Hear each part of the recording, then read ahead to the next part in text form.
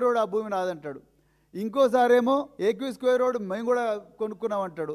ఇంకోసారి crystal mansion. అన్నిట్లలో కూడా కామన్ థ్రెడ్ ఏందా అంటే పొంగులేటి హర్షారెడ్డి.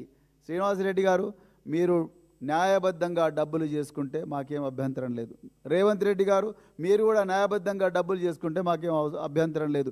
మీరు కానీ, మీ 4 బ్రదర్స్ కానీ, పొంగులేటి శ్రీనివాసరెడ్డి కానీ, పొంగులేటి హర్షారెడ్డి కానీ, ఇంకెవరైనా మీరు న్యాయబద్ధంగా డబ్బులు చేసుకోండి. ఎవరొద్దు అంటున్నారు? హైటెక్ సిటీలో పనిచేయండి. నార్సింగ్ చౌరస్తా దగ్గర అడ్డా కూలీలుగా మారండి. లేకపోతే ఎల్బీ నగర్ చౌరస్తా దగ్గర, సాగర్ రింగ్ రోడ్ దగ్గర అడ్డా కూలీలుగా మారండి కదా మీరు.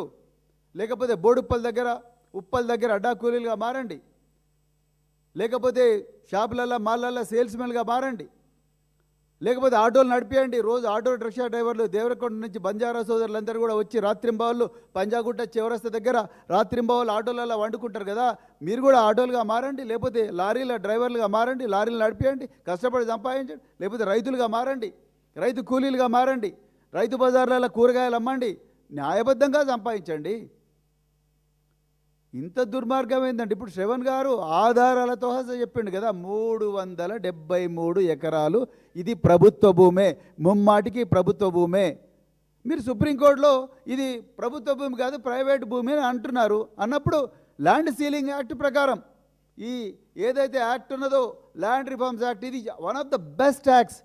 రాజ్యాంగం పెట్టిన అన్ని పరీక్షలను కూడా తట్టుకొని నిలబడ్డ ఒక గొప్ప చట్టం